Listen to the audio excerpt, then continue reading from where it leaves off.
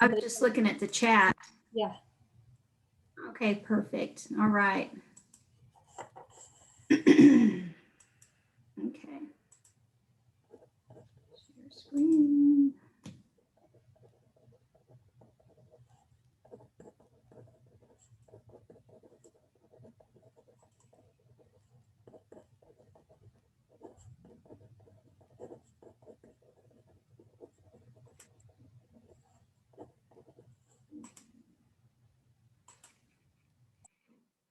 Okay, there we go. Yeah, it's 6:30, so we'll go ahead and kind of get into the intro. Just welcome to Resolving Family Conflicts. Again, this is session 2, the win-win approach, opponents or partners. So this is actually the first skill. We kind of reviewed some of this last week, but we're going to dive deeper into it this evening. And again, I'm Suzanne Wood, and a licensed professional counselor in the state of Texas. I'm with the TBCH Hope Program in Georgetown. So we're in partnership with the Georgetown Health Foundation, and we partner with area churches, social service agencies, and the community to provide no-cost counseling, parent education, and community outreach. So a lot of work takes place behind the scenes before and after these group sessions. And I really do appreciate Lexi's time and energy that she puts into these to make sure everything goes smoothly. And it always does. Thank you, Lexi. Thank you. Also, yeah, you're welcome. And also with us tonight is Aiden. And Aiden, why don't you go ahead and introduce yourself to us? How's it going, everyone? Yeah, like I said last week, my name's Aiden Walsh Flores. I'm currently a graduate student at Baylor University studying social work. I'm an intern at Texas Baptist Children's Home. I'm on the counseling department. So if anyone is interested in getting into counseling, my contact information, I was on the slide last week, but it's not on this slide this week. But if you are interested, please reach out to me via chat, and I'm more than happy to give my, oh, there it is. More than happy to give my contact information.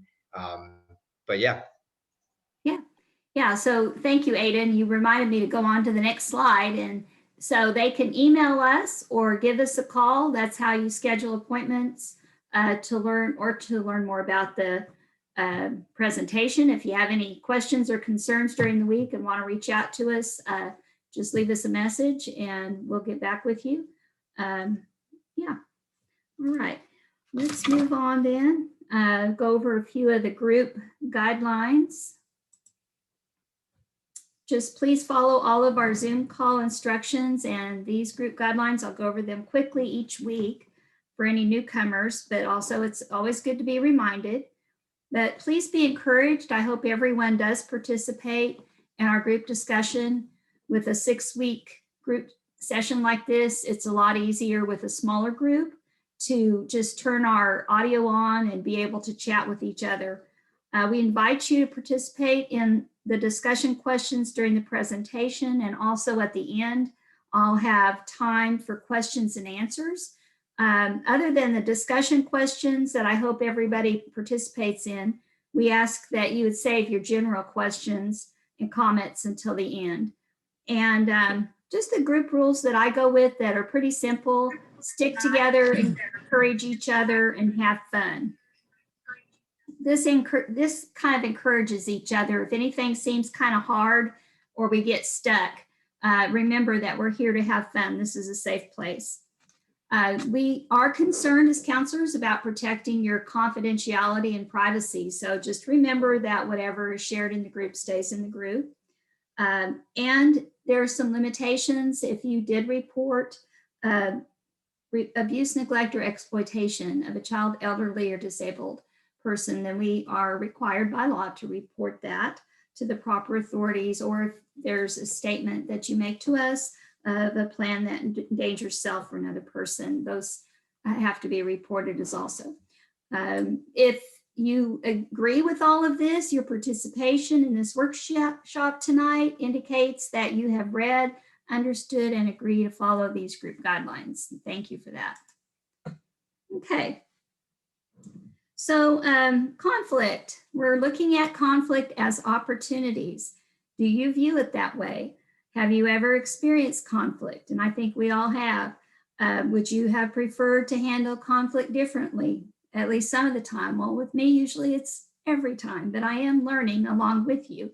That's why I'm interested in conflict resolution. These skills were not taught to me as a child. So I find that topic pretty fascinating, and I'm always learning and growing. So let's move on to the next. Let's practice right now. Aiden, go ahead and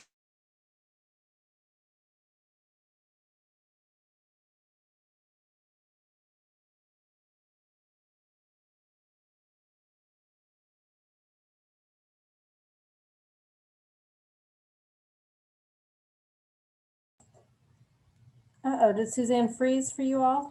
I was gonna say, is that my Zoom or is that her Zoom? Yeah, that's what I was trying to decide. I think she got frozen. Hopefully she'll. I mean, I can pick it up off where she was going to. I can't control the slides, everyone. Sorry about that, but I can, give you some information. So I think what Suzanne was kind of segueing into was talking about the group discussion questions and what we're going to speak about. So I just want to give some instructions on the group discussions and how to respond and how not to respond.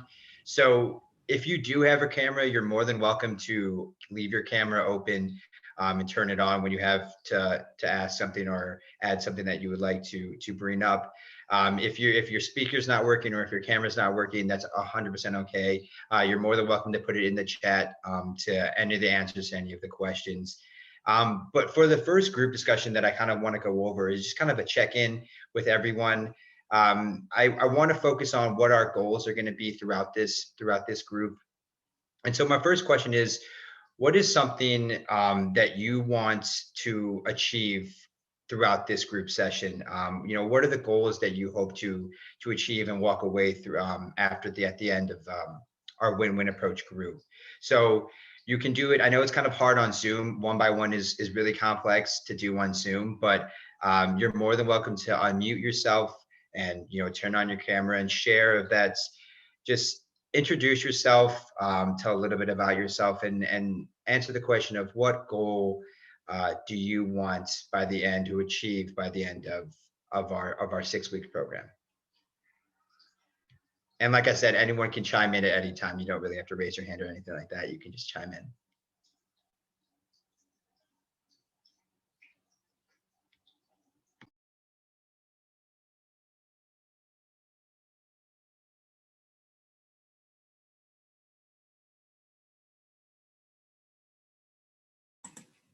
Aiden, I included this example. Maybe you already gave that to them, but I want to help my daughter learn some healthy ways to resolve disagreements with her friends.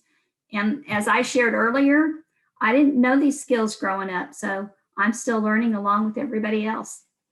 Okay, someone else want to share?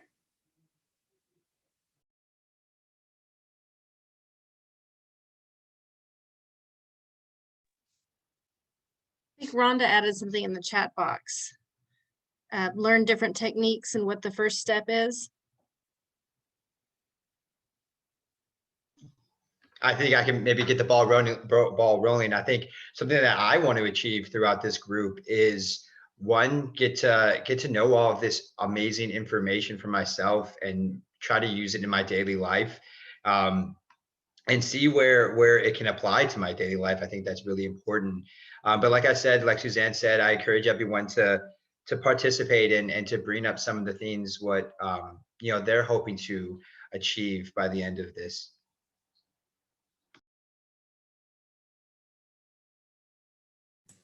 Yeah, just reminding them that they can feel free to put something in the chat box or unmute themselves. Either one would work. All right.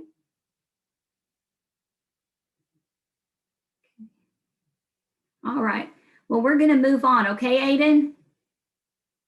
That's okay with me. All right. We'll get going here.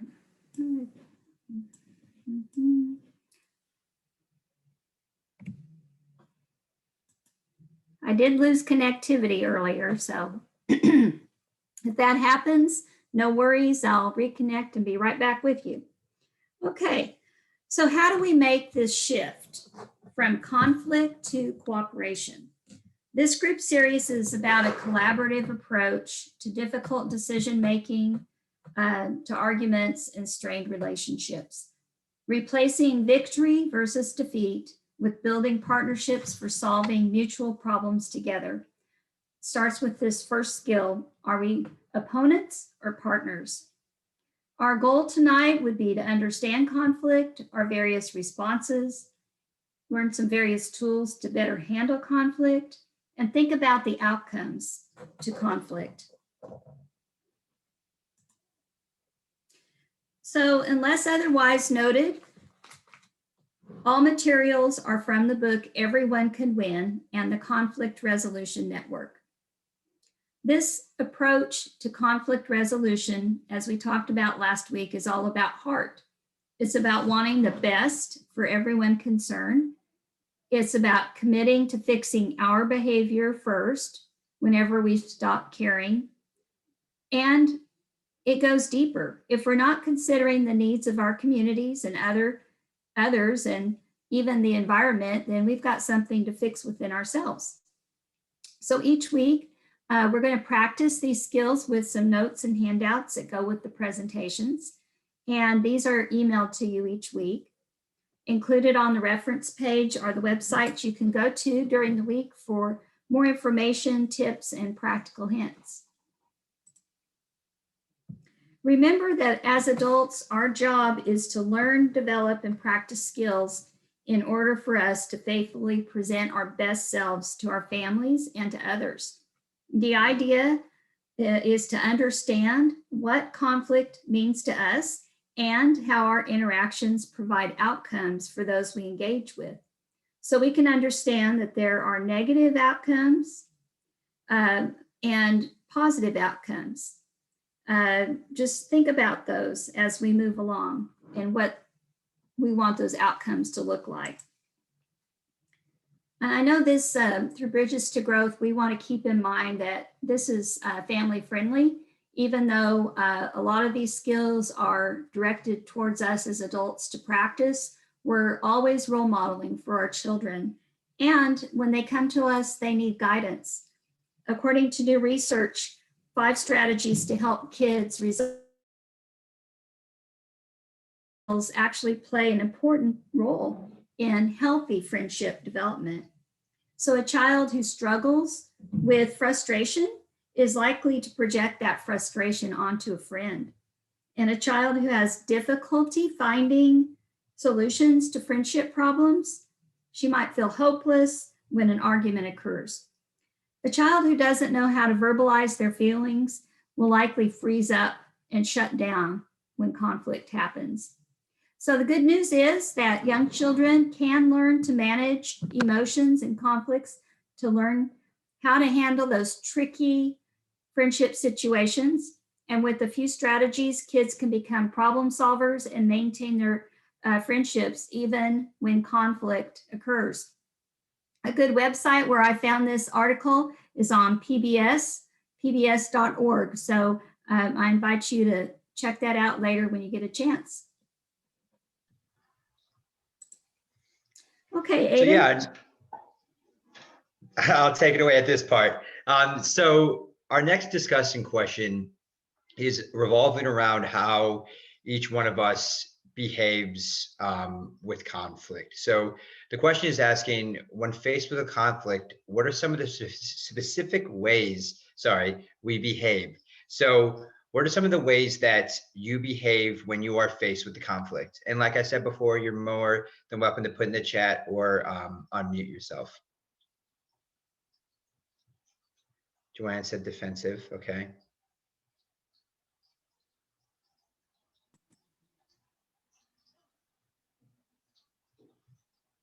Sometimes I cry. Just because I get frustrated and I'll start crying. That's embarrassing sometimes. Oh, yeah. Someone else cries. Thank you. Mm-hmm. You're not alone. Depends on who the conflict is with. Hmm. Yeah.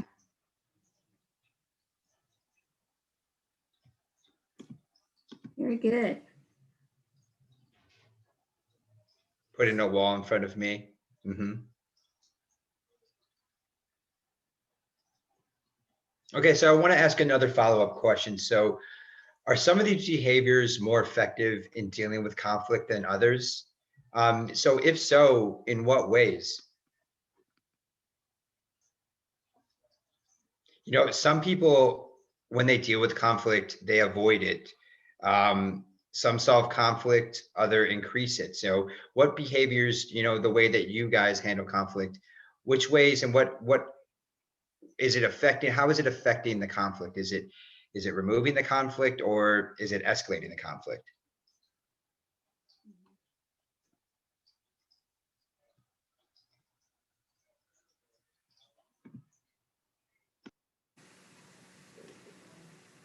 Well, I want to maintain relationship, and it's really important to do that. So I think that's why I cry sometimes, because it's definitely more uh, in reaction to frustration, because I'm not sure how to handle it probably, but I need little time. I guess behaviors in dealing with conflict, it's always better for me to stop and kind of catch myself, count to 10, if you will, maybe take a break, but definitely get myself clear headed before I can move forward. I'm not going to fight or flee, Mhm. but I am going to maybe withdraw for a time. Mhm. Yeah. And Katie says I can become sarcastic with it, and so therefore it can make it worse. But if I Mhm. can keep calm and talk it through, it can resolve it better. Okay. And then Rhonda says I make it a point to watch what I say. Thank you. Thank you guys for that, you know, that feedback and that participation. I appreciate it. I'm just going to move on to another question saying, so why do we behave um, this way when we are faced with conflicts? Is it a habit? Is it something that maybe we learned from our parents or other experiences? Is it a belief system? For me, if I win, then someone else loses. So why do we behave these ways? You know, putting up a wall, like Suzanne said, she's crying. Um, you know, why do we do this? Um, why do we act these certain ways within conflict?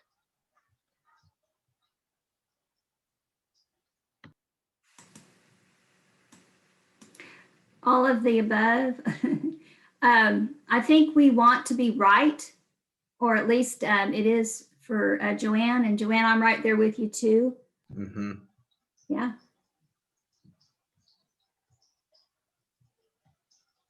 Would anyone else like to share?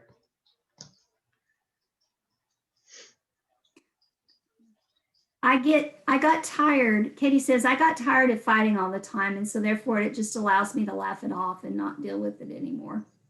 Hmm.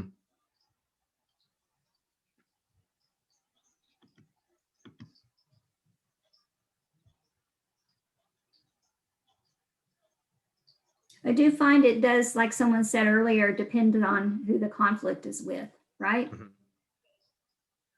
I behave certain ways with family than I do for strangers. Rhonda says, I think maybe for me, it was I didn't want to be a jerk. Mhm. Okay. Well, thank you, everyone. I appreciate again. I appreciate the participation and look forward to more of some of your answers. I think we can move on. Suzanne, does that sound good with you? Yeah, that sounds good. Awesome. Well, there are many behaviors that are appropriate for dealing with conflict. However, when we react from habit, it may mean that we don't make full use of this range of behaviors, and nor do we always behave in the most appropriate way. Throughout the course, we're going to explore behaviors and tools that are very helpful in dealing with conflict and consider ways to make choices about appropriate behaviors so that we can respond to conflict rather than just react in a knee-jerk manner. So we're going to review our levels of conflict clues. Building a partnership for solving mutual problems together is definitely helped by being very clear. Number one, being very clear about what's actually going on. And that is what your level, your current conflict is actually at. It's easier to start with the small stuff when you're teaching yourself a new skill. We don't wait until it gets to the level of crisis before we take action. And we'll talk more about what a crisis is like and how we act and what we do. The first level of conflict, the first conflict clue that you might have is discomfort. Discomfort is the initial feeling that something's wrong, even if you can't put your finger on it. Maybe it was a tone of voice, body language, an attitude. But then you have to stop and think, is it really your problem anyway? Is there something that I could do about this now? So the task with discomfort is to get your questions answered without making much of a fuss. So it might be as simple as asking, are you okay? Or are we okay? And at times, there's nothing to do at all at this level. You just stay alert and observe. Again, the relationships wanting to be maintained, you want to keep it strong. So don't dismiss your feelings, but remember, don't make a mountain out of a molehill. The clue to an incident is usually a minor one. So apparently some trivial thing happens, but it leaves you feeling rather upset or irritated for a while, and then forgotten until next time. Better not make a fuss is often the thought at this time, but these little incidents keep simmering in the background. In itself, an incident is a simple problem, but if you read it badly, a chunk of hurt can start to damage relationships. And like a pothole, a little problem can grow into a much bigger one. What can you do? The task here is don't put it aside, clear it up now. Get to know each other better and have a laugh if you can. Make the understanding between you deeper. Close the gap rather than letting it widen.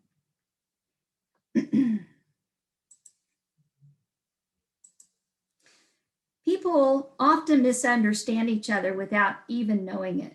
They assume things about a situation, usually because the other person wasn't clear or the climate between you both is not warm enough. Sometimes misunderstandings arise because a situation raises a touchy issue for someone. Your thoughts are likely to keep returning to the same problem. Here, motives and facts, again, are often confused and misperceived. Do you find yourself frequently returning to the problem? Your task is you might open a discussion to fix the misperceptions using the skills you're learning here, or you might get a bit of help from someone else. The most important thing here is to keep an attitude of goodwill, and you don't want it to escalate, move to the next level of tension. So the tension level is obvious that now we have a conflict. Your own tension distorts your perception of another person and most of what they do. The relationship is weighed down with negative attitudes and fixed opinions, and you'll hear yourself or you'll hear them use some talk peppered with lots of they always or you never. The way you feel about the other person or group has become quite toxic. People dwell on the issues and mind chatter runs riot, even when they're actually saying nothing. So for example, imagine a couple sitting at the dinner table and he says, pass the salt. And she snaps back, so you don't like my cooking anymore? Well, this is the signal that there's a much bigger problem, a tense situation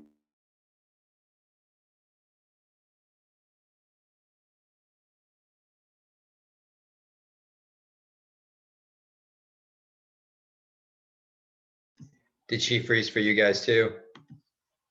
Yeah. Okay. I think we'll wait a few seconds for her to come back. All right, let's see. Crisis, tension, misunderstanding, incident.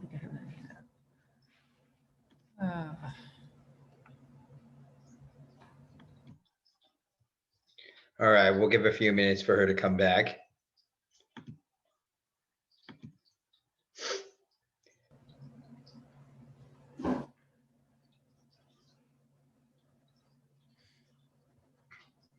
There she is. She's back. Suzanne, you're muted.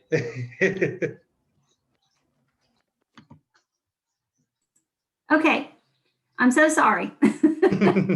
Let's start again. Are we back? Everybody back? Yep, I think we're all here. Aiden, can you hear me? I can hear you.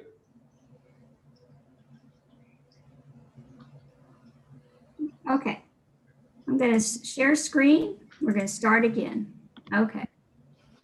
Let's go back to where we were. Okay. Okay. So we've been reviewing tension and remember a crisis. We're going to come back to that. And a crisis cannot be missed. So this is where someone has walked out on a relationship or job. It's plain that there's unresolved conflict. Vicious arguing with people, screaming abuse at each other, a loss of control, whether violent or not, it is a crisis. And health and safety can be an issue. External and skillful intervention may be needed. Crisis professionals, legal, social, medical, and welfare all have a place here. So your task is to restore everyone's self-control right now. And if that's impossible, get out and get help. The lesson from all of this is to pay attention to those early conflict clues. So again, this is just a brief overview. You're watching out for discomfort and small incidents. Don't ignore them. You deal with them before emotions start to run high. And once that's your habit, most situations won't build towards misunderstanding and crisis because you're constantly working on improving the relationship. So take a moment and ask yourself if this is something I can easily let go of, or would it be wiser to get it out in the open? Does it have other implications? If so, look for an opportunity to start a constructive conversation. The discomfort level, incident level, misunderstanding, and tension, those are all things that I want you to start observing, and you will have a handout on that this week. Your homework assignment will be for you to start noticing and paying attention. Okay, Aiden? So we have another discussion question. And I'd like to bring up the rules. I don't know if we had any new people join or not. But I just want to say, when we have these discussion questions, you're more than welcome to unmute yourself and then turn off or turn on your camera. If you don't have those capabilities, you're more than welcome to use the chat. Suzanne and I will both read those and answer those questions. So my first question is, so who is familiar with the concept of fight and flight behaviors?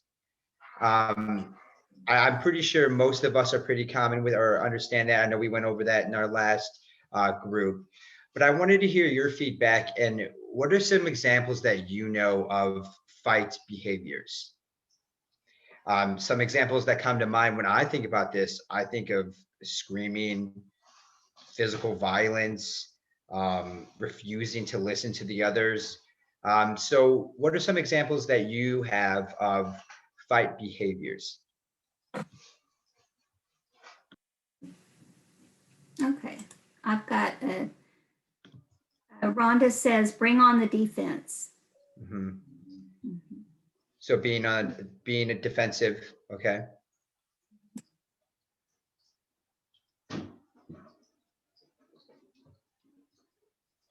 blame the other. Mhm.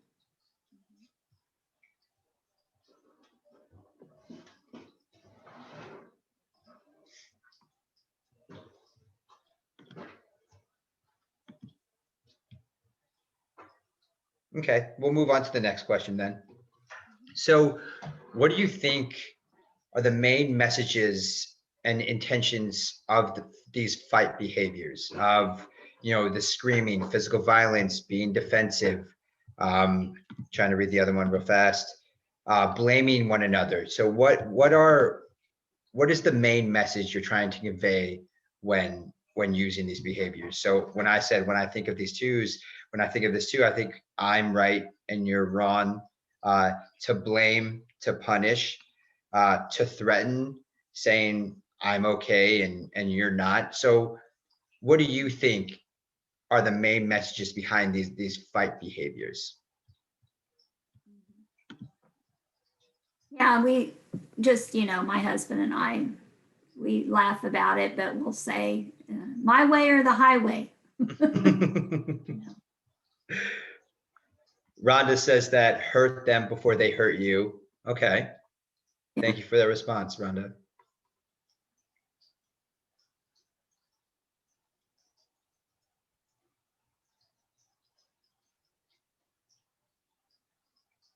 Would anyone else like to share? Winning. Mhm. Rhonda says not physically. Okay.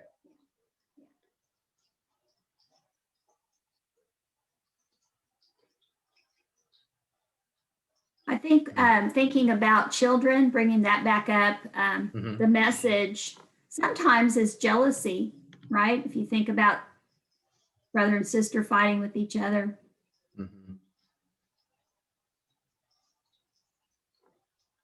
Okay, now we'll switch it a little bit. Now we'll go and take a look at the flight aspect of everything. So, what are some examples of flight behaviors?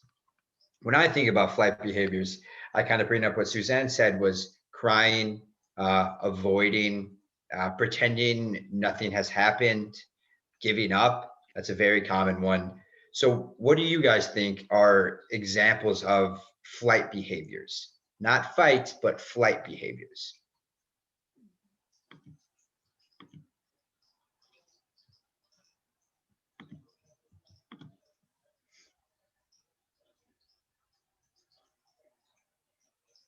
Rhonda also said avoiding, shutting down, and not talking, Oh yeah, that's good. Being silent. being Okay. silence. Mhm.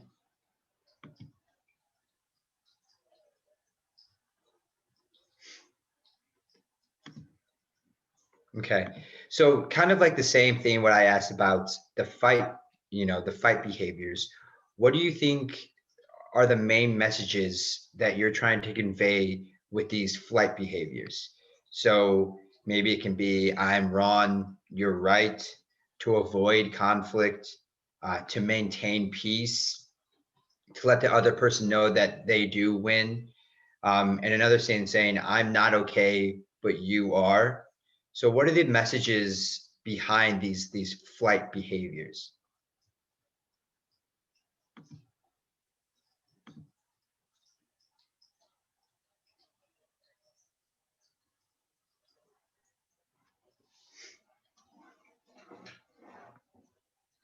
Avoiding conflict.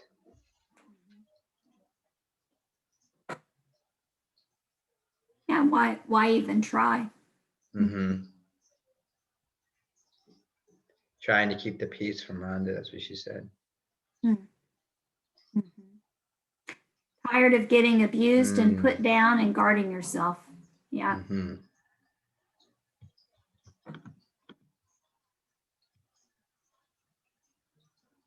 Okay. So now let's look at something what we also learned in the group last week of not flight or fight, but flow behaviors. So what might be an example of flow behaviors? This could be an example of listening to others, taking a time out, explaining one's perspective to the others so they can fully understand your point of view and your perspective. Another great one I like is compromising. So when you think of flow behaviors, not fight, not flight, but flow behaviors, what do you think of? And what behaviors do you think of?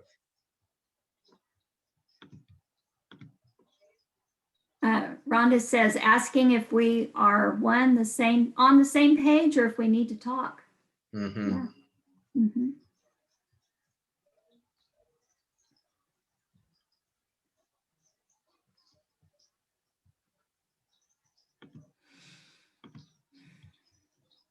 Now, for me, I think that a shift in my own attitude towards goodwill, I'm picking up on that clue, and makes me more willing to discuss the issues.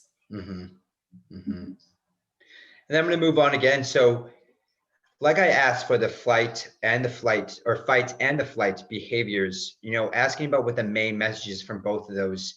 What is the main message behind the flow behavior? So, what are you trying to convey in these flow behaviors? You know, is it maybe to sort out the problem, to respect others, to make sure everyone is satisfied with the solution? And it going back to saying, I'm okay and you're okay. So what do you guys think are the main messages of flow behaviors?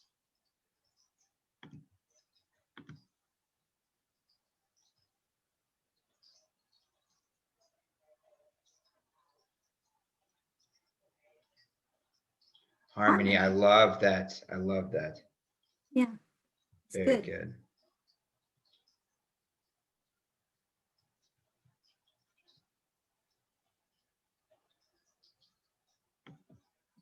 Well, Would the anyone else thought, like to share? yeah, I was just going to say the thought that came to my mind was it's very caring and compassionate. I care about you, you know, and Mm-hmm. and enough to flow with this, you know. Mm-hmm. Katie says being respected. Mm-hmm. Okay. Well, again, everyone, thank you so much for everyone who participated in this. I really do appreciate it. I know Suzanne and I get a little awkward when we're just sitting here in silence. So I appreciate everyone, you know, responding. I do encourage, you know, to unmute yourself and speak up too. I really do encourage that too. But if, you know, if that is not an option, if you don't really feel comfortable doing that, like I said, I really do not mind. And I don't think Suzanne minds at all reading from the chat. So thank you everyone for participating. Yeah. And thank y'all too for being patient, and Aiden for helping out when I have this connectivity issue. I don't know if it's the weather, because this is the first time I've led one of these where I've had connectivity issues. And again, if I go away, I'll come right back. Okay, so we all need these conflict resolution skills. Win-win opponents or partners is our model for understanding conflict. Here's the questions that you can ask yourself when you decide to engage with this skill. What needs underlie our positions on the issue? And how can we solve this as partners, not opponents? The win-win approach to conflict does not come naturally to everyone. We may not have seen it demonstrated around us in our childhood. It's a learned response to say to ourselves, I want to win, but not at your expense. I want to find a better way. So instead, as soon as we are in a conflict or we see one looming, we often read the situation as I'm under attack. And a lot of times what we do is we revert to a knee-jerk reaction. Well, this is natural. Something has triggered in the primitive aminal parts of our brain, and one of our pre-wired survival defense mechanisms kicks in. We've talked about that, fight, flight, or freeze. Maybe someone's trying to take advantage of us, or ignoring our wishes, or making us look stupid, or just being plain mean. And I'm sure we can all recall a recent incident where we felt threatened. And how did you handle it? We're going to review this. Did you fight back? Here are some examples of the behaviors: explode, shout, intimidate, interrupt. Maybe you insisted you were right and you kept trying to explain your point. Did you tell them how they ought to behave? Did you nag or issue ultimatums like you do it or else? Maybe you made some sarcastic comments or worked out how to get even with them. Well, the message that it sends is I win, you lose. And it's an aggressive style of communication. But perhaps fight is not your usual style of reaction, and you retreat into the flight mode. For example, you run out the door or hope the problem will go away if you say nothing. You tell yourself it doesn't matter anyway, but then you get depressed.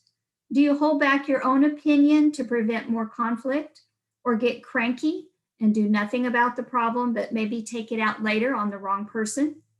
If we physically and emotionally withdraw from a conflict, we're safe from potential danger, and we've avoided our fear of speaking up for ourselves. And flight mode is a smart mode if conflict is unpredictable, violent, or when it's none of our business. And sometimes it's better to back off and give the other person some space to rethink the situation. But there's always a downside. We no longer have a say in what happens next. The problem might just get worse and worse. And your silence may silence your potential supporters. They're presuming you don't care, while the other person has won at your expense. And then the opportunity is missed to talk it through and find a workable solution. Maybe we withdraw to punish the other person or use it as a subtle whip to force them to change their mind. We hold back on love or contact when we're fully aware of it or not. And we might win the round this way, but we're causing long-term damage. That's how relationships grow cold. The message here is I lose, you win, and it's a passive style of communication.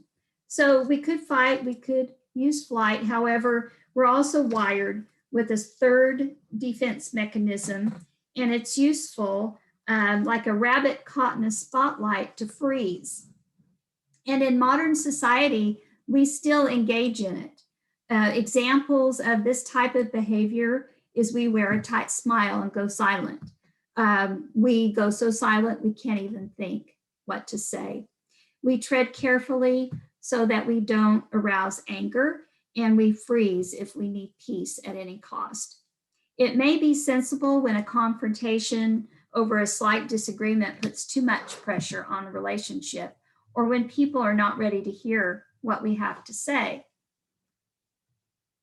The message it sends is peace, anything for peace at any cost. And that can be dangerous.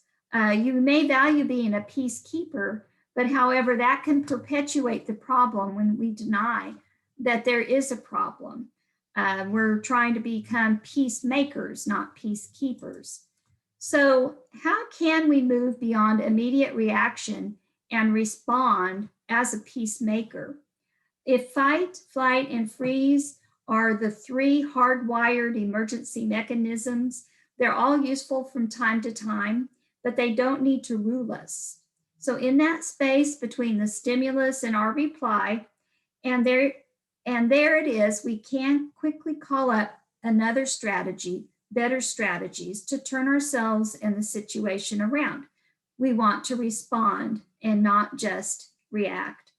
Whenever we're about to engage in a difficult conversation, it helps to take a moment and ask ourselves, what's happening right here and now in my body, in my emotions, in my thoughts, and modify those initial reactions. So you take a deep breath, you keep calm.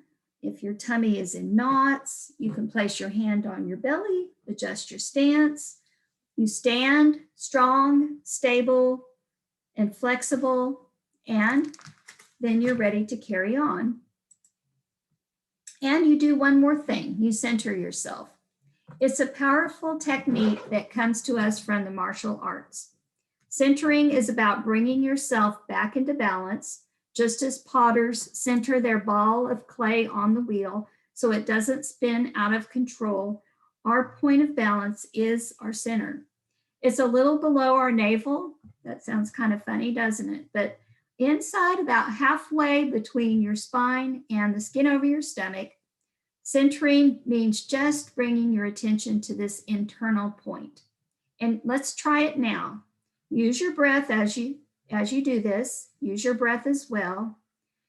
And as you breathe in and out, just allow your attention to go to that midway point.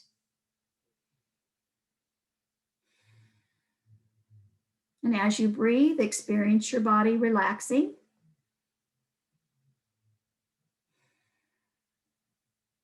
And you can actually feel physical tension dropping away. Centering begins at the level of body, but then it immediately begins to calm distressing thoughts and runaway emotions. Getting centered is very powerful. In the midst of a conflict, it's the quiet spot in the eye of the storm. It gives you the space to edit your initial reaction and respond. And it only needs to take a brief moment. No one can even see you doing it. You just choose to be centered, focus on your belly, breathe, and then you turn your attention on to whatever it is you're doing. If you sense an emotion right then name it. Get things back in perspective and ask yourself, is this a mistake? Did they mean it? What are they really trying to say? You go back to your center, you take charge of yourself.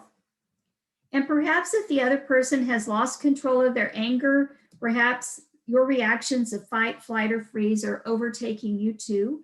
You might need a little more time to quiet down. And you might say, I don't think I can continue this right now, but I do want to discuss this. Let's make another time. And we call that a tactical withdrawal. It's not in the same ballpark as reactive flight. We're withdrawing to get centered. It's intentional. And we can attend to the conflict more calmly and turn it towards solutions that work better for everyone. So you've let go of fight, flight, and freeze, and you're beginning to practice that fourth way, flow. Flow requires heart. It works for all people in the situation, negotiating what is best for everyone. The intent behind this martial art of Aikido is all about flow. That's where it's from. It's how to direct the energy away from being caught away. It's designed to direct the attention away, without causing harm. So it's just like this expert canoeist.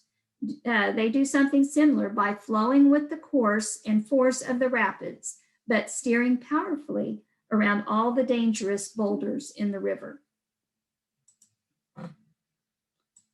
Flow in verbal conflict also relies on this intent.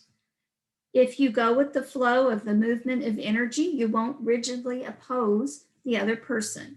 You'll use your strength to direct their energy away from causing harm and towards solutions. You might need to calm their emotions by really listening. You can help the other person say, what do they want, rather than what they don't want. And you can put your case in such a way that doesn't inflame them further. And each step that you take supports a conversation in flowing more smoothly and in the right direction. So you're really choosing how you will respond. What does flow feel and look like? We're flexible, but relatively effortless. We're able to respond immediately to changing circumstances. It's kind of like a tree branches swaying in the wind. We're very present in the moment, right here and right now. Our awareness is incredibly concentrated on exactly what's going on around us.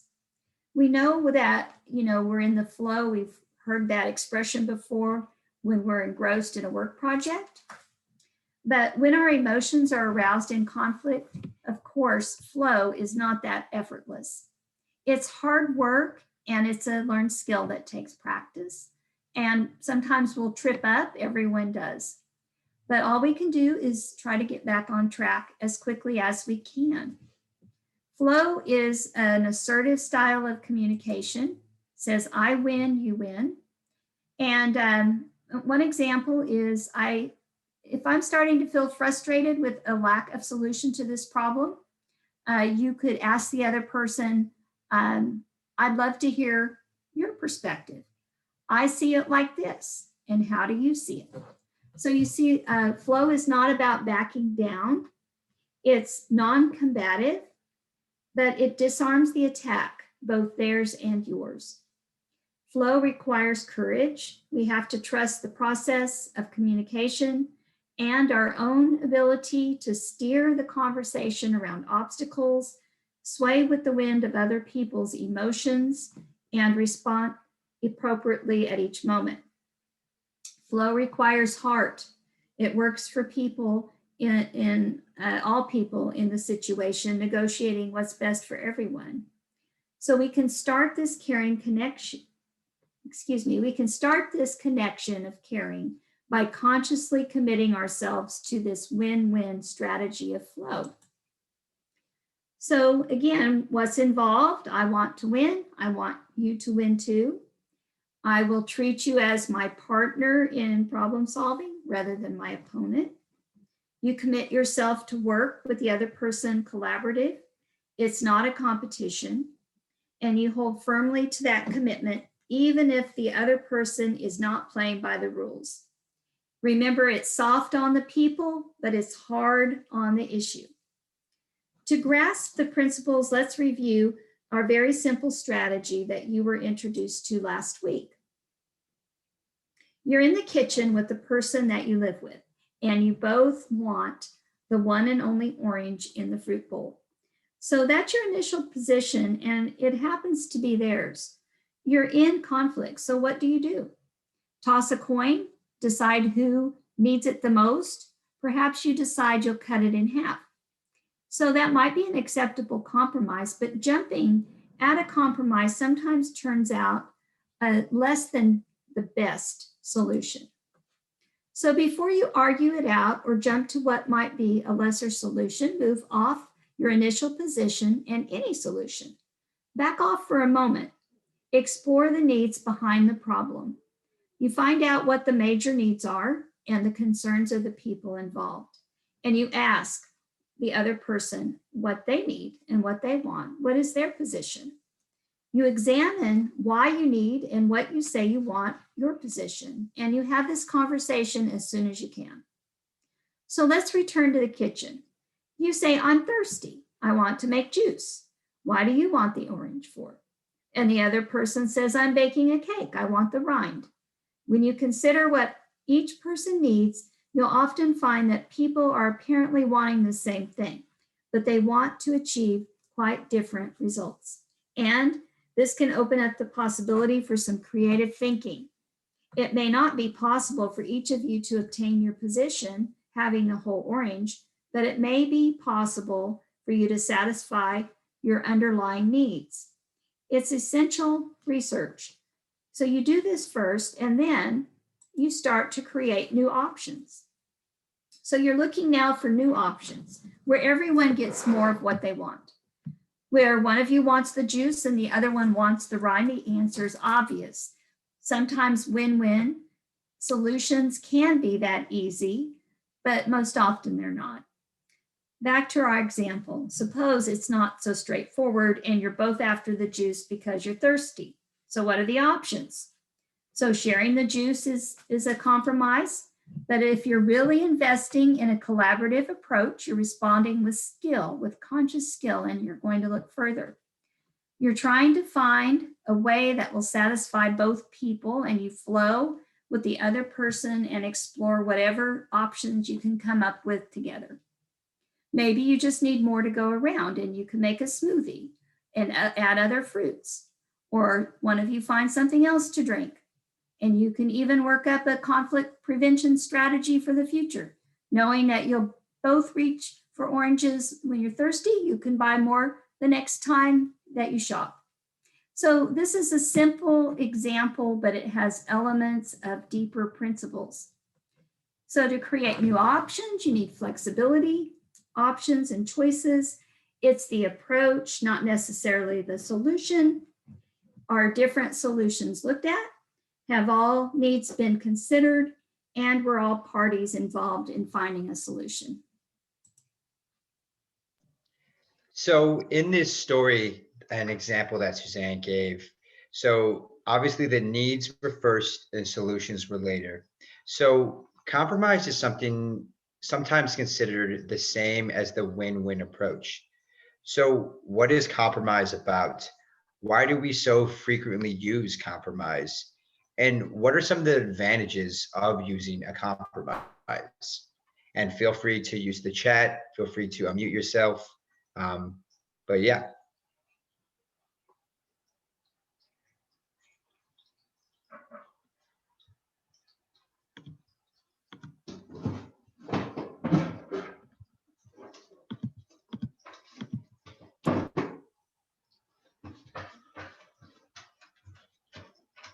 When I think of this question, I just think, compromise might be just the easiest and simplest thing to explore.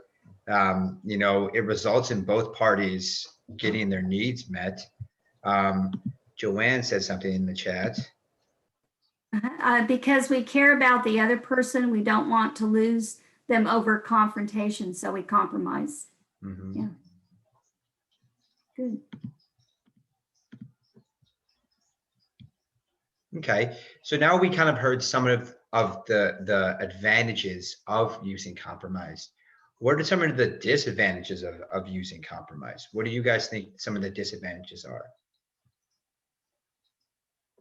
Sometimes in compromise, I know in the example that Suzanne was reading, sometimes one party gets more than the other. It may mean that, other options need to be explored. Oh, Joanne said something too in the chat. Yeah, we might always let the other person get what they want. Mm-hmm. Louise says, not always convenient. Mm-hmm. Yeah. And some people don't want Don't want to compromise. Mm-hmm. That is true.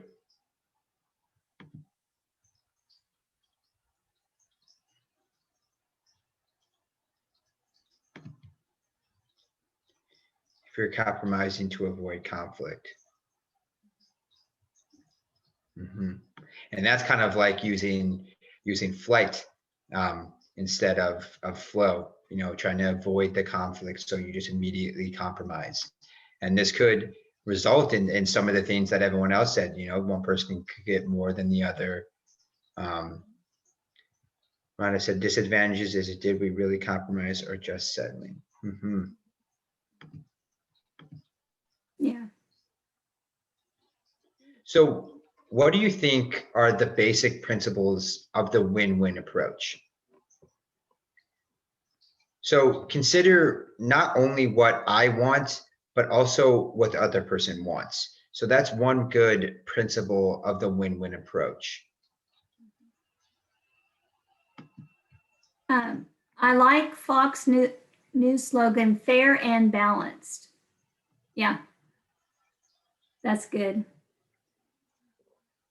Yeah, I don't watch Fox News, but I like the slogan. It's good. Would anyone else like to answer the question of what are the basic principles of the win-win approach?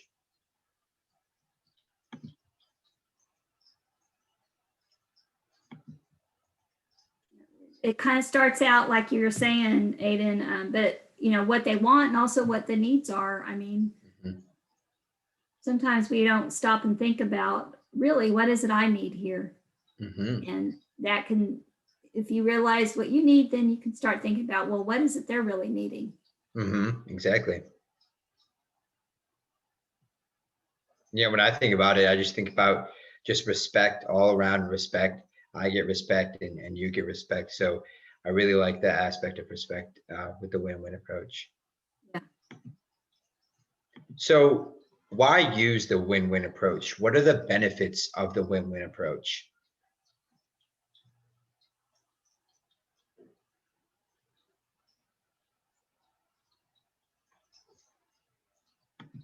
Christopher also said also both parties must be able to give and take. Mhm. When I think about the win-win approach, I just think of it for some reason in a relational, like a relation setting. So I think, if you are in a relationship and you use the win-win approach, I think that will strengthen the relationship and cause it to be a healthy relationship. And actually, Christopher just said creates healthy relationships and decreases and yes, decreases toxic situations. I agree with that. That's exactly lined up with what I was saying. Yeah. Then I love this too. If you're soft on the person, you don't jeopardize the relationship. Mhm. And that's really kind of the most important thing, not the solution, it's the relationship, right? Mhm.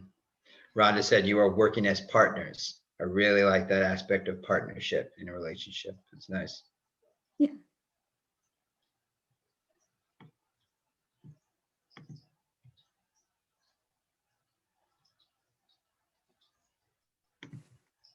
Cool. Well, I appreciate everyone for responding again. Thank you so much for giving your feedback and giving your opinions on these questions. So I really do appreciate it. Thank you. Yeah, so we're about 7:30 and we do have more material to cover.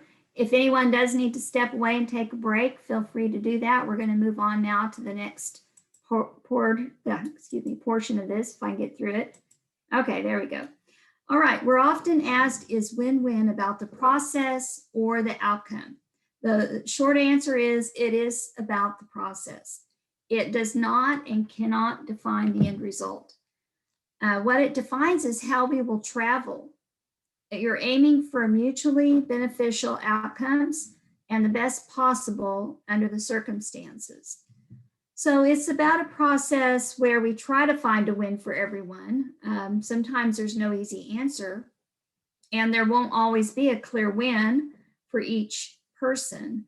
Win-win is about the approach that we're using, where all the needs are considered, all the options are explored, and the solution's been chosen that meets more major needs than the other. And you want to include all the relevant people as part of the process. There's a huge benefit in working together.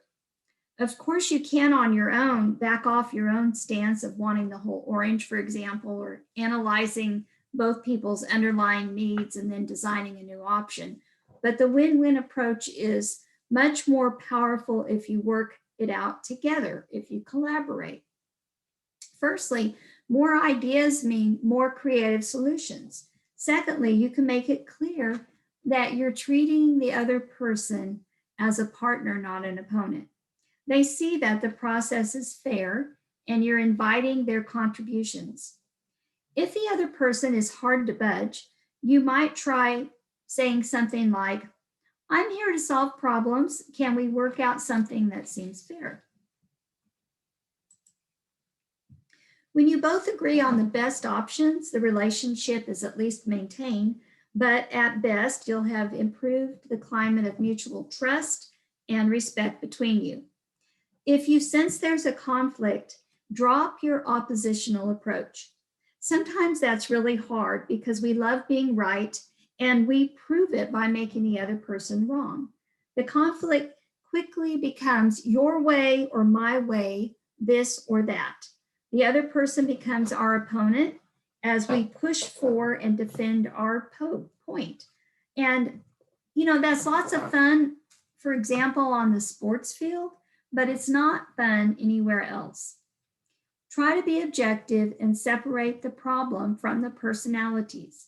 Striving to be better gives us goals to achieve, but striving to destroy an opponent can be vicious and dehumanizing. We see it in public debate and in our court system. It's a competition and not a very productive one. Cutthroat competition in the workplace produces poisonous working atmospheres and promotes mediocrity in decision-making.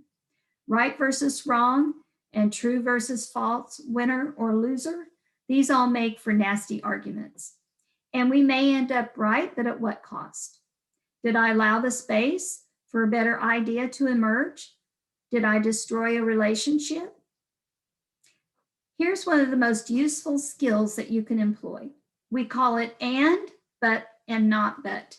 And, not but. You can drop your oppositional approach and use and, not but when you treat an opposing idea as just a different way of seeing things. It's adding a new perspective as you search for the right answers. Okay, I understand that you see it this way, and this is the way I see it. So let's banish yes, but from your conflict vocabulary, even though this is often how we speak. But we can learn to weed out the but. If it comes out by mistake, you can correct it immediately. All points of view actually add to the full picture, so don't dismiss them. This includes the doubts in your own mind. Don't dismiss them either. For example, it might go something like this. I'd like to raise this point with him, but I'm worried that he's going to think I'm making a fuss. So change that up. Instead say, I'd like to raise this point with him, and I'll need to do it so that it won't look like I'm making a fuss. You say, I think we should move our factory to a cheaper suburb. This is an example. Let's say if we did that, the rent will be more reasonable. And the other person says, no, we can't do that. We'll lose staff if we move out of the area. So you can use and but in this example. Right, we could really do with cheaper rent and we don't want to lose staff. So now you're pointing out the direction for creative problem solving. You include rather than dismiss the objection. Also sprinkle in words like we both rather than you or me. Try the word discuss rather than argue. And as well as dropping but, drop the word disagree. Instead, you might say, I see it differently. You're not contradicting as much as you're adding your view as part of what goes into the pot. Win-win. So what is different in this approach? Why should we use it? What are the advantages? You're being hard on the problem and soft on the people. Here's an example, Hannah's story. Hannah came for help with conflict resolution because she had a really annoying problem with one of the members of her team, Nina. Nina had joined them 2 years ago, and Hannah really appreciated the quality of her work, but Hannah was at her wit's end with her. Nina would interrupt her 6-8 times a day, asking how to proceed or giving Hannah some new piece of information that she really didn't need just then. At the beginning, Hannah said nothing, hoping that Nina would become less dependent as she became more familiar with the job. But the interruptions went on.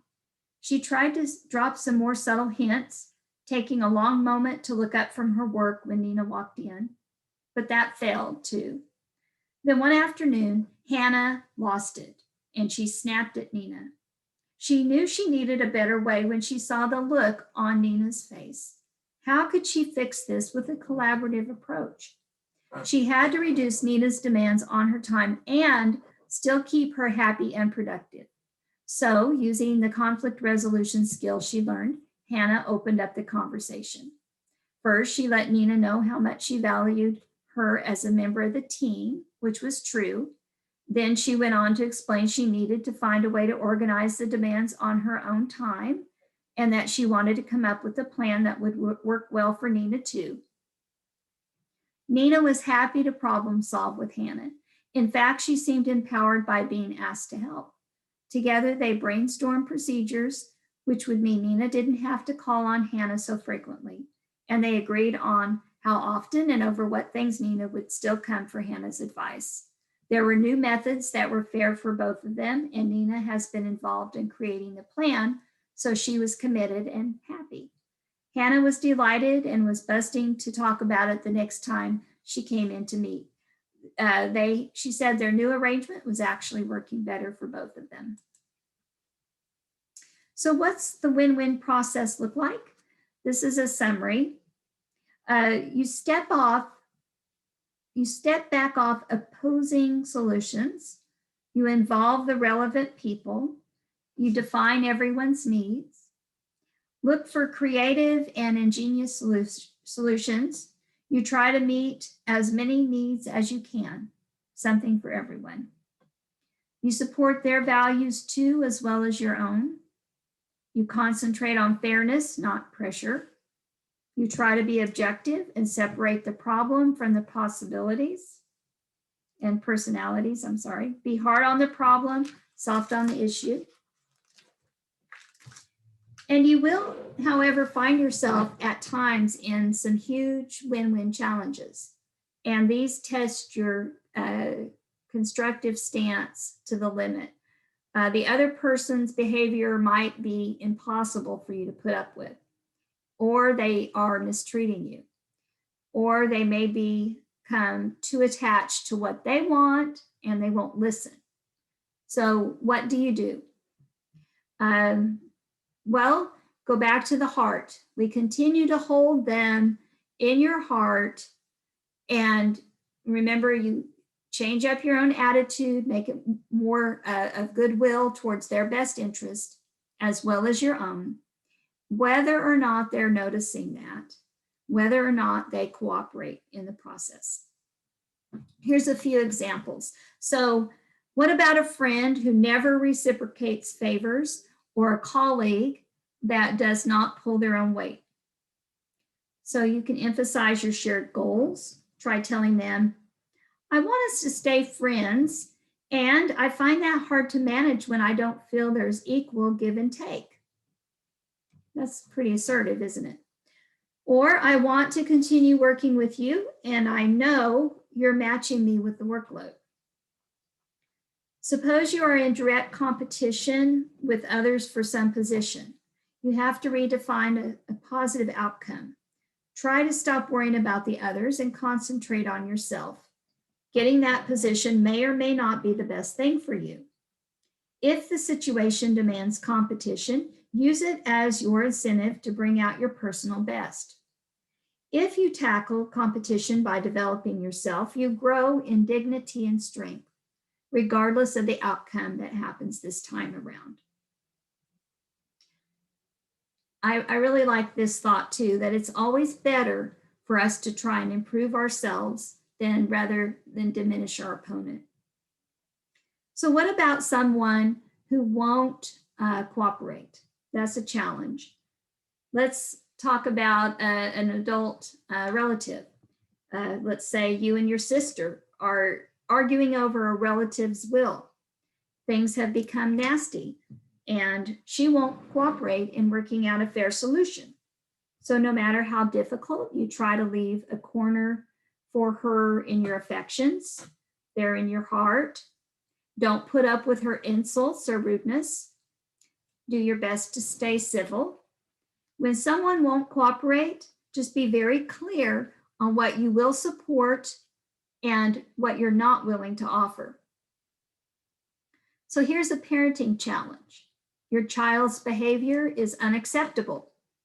Let's say you've taken matters into your own hand and you've severely limited how much time your son can play gaming each week.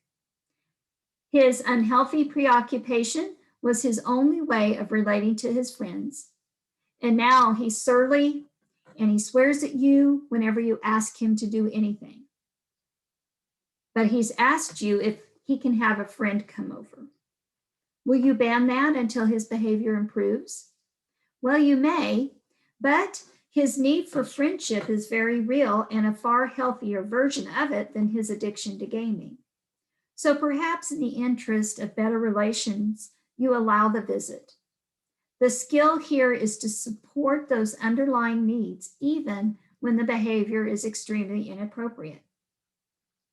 Say you've ended up in an uncomfortable stalemate with your partner. Perhaps you can't agree on where to go for the next holiday, or you strongly disagree over making a major purchase. The skill here is keep communicating, even if you have to drop the issue for a while. You just don't freeze the other person out. You just keep talking about other matters, even if you can't talk about the conflict itself. Of course, sometimes another person that you've disagreed with refuses to communicate with you at all. then there is very little that you can do about this situation, but you might be able to send them a card or a text at Christmas or a holiday. It doesn't fix the problem, but it sends the message, my door is still open to you. And if they reach out to you in any way, try to respond, even if the argument has not yet been solved. Holding on to grudges, helps no one, and especially not you. Resolving conflict can be a very lengthy process, and it does require sometimes a lot of perseverance. So grudge or no grudge, there are certain times when it's wiser for us to back off.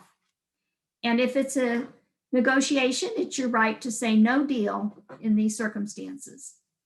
You may feel like the other person is self-serving or not playing fair or abusing your rights. So you have to know when to walk away. You may certainly need to cut off the relationship if violence or its possibility of violence is involved. Sometimes it takes great strength to walk away. You weigh up your motives first. Does the desire to walk come from excessive pride, or is this necessary for self-respect and safety? Well, the collaborative win-win approach used consistently and early on in a conflict should generally keep you away from these extremes. Of course, the end result is important, but generally it's during the process that the real benefits appear. Things like cooperation, mutual respect, better options, commitment, and goodwill are the prize. So here's a summary. Fight, flight, or freeze are primitive survival reactions which generally won't serve us well unless we're being stalked by a tiger, right? So we need to choose to respond, to take a moment to get centered, and then flow with the situation so that we can skillfully navigate the way through. You set your course with the win-win strategy, and you start with these 4 steps. Move off your position, explore everyone's needs, create new options where ideally everyone gets more of what they need, do it together, and make it clear you're partners, not opponents. You drop your oppositional language and you change your but to an and.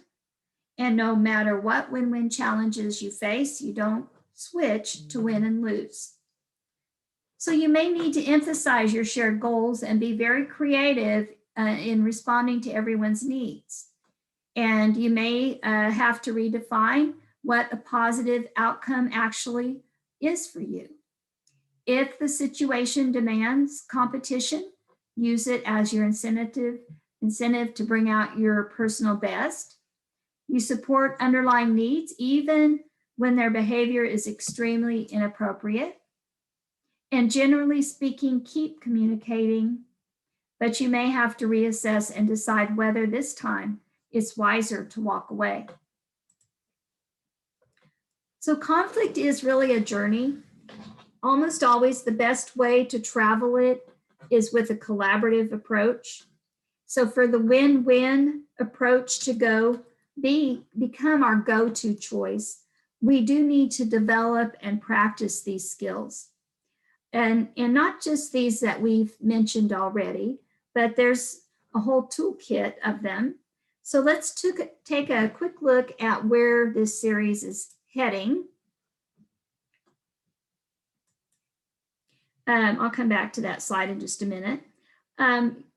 Next week, we're going to talk about the creative response to conflict. And we're also going to be talking about empathy, appropriate assertiveness, and managing emotions.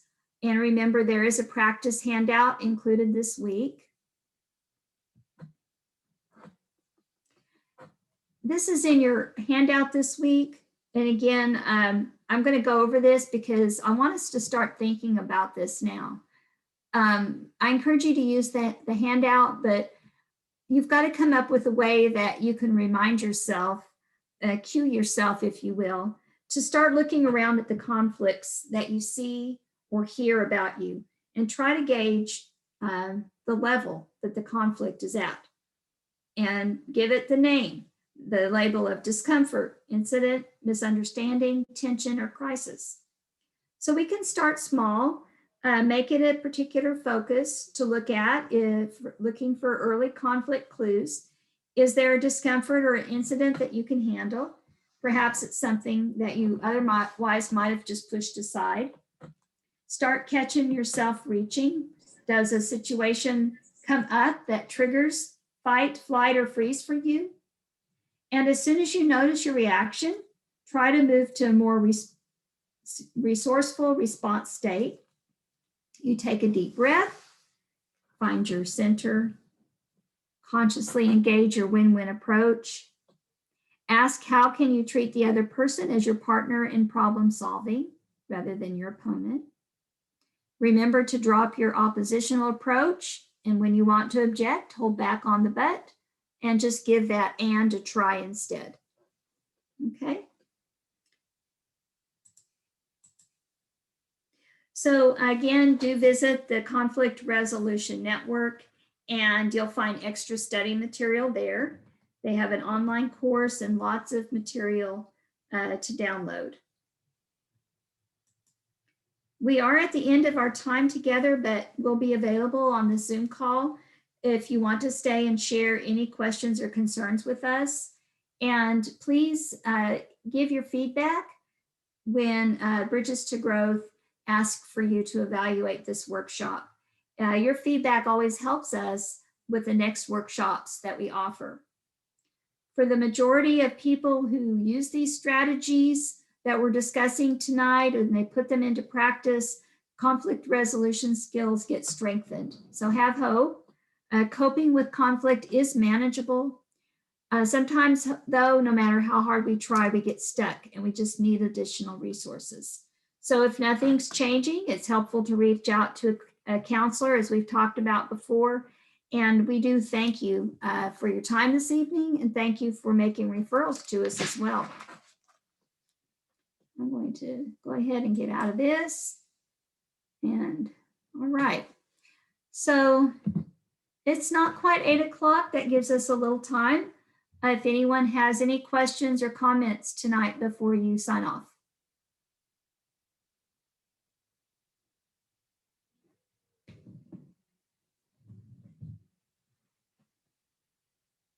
Okay.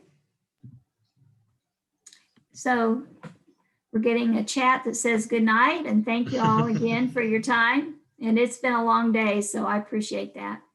Mm-hmm. Yeah. Thank you, everyone, for participating in the discussion questions too. I really do appreciate your feedback. So that was really nice to hear some of your points of views. So I really do appreciate that.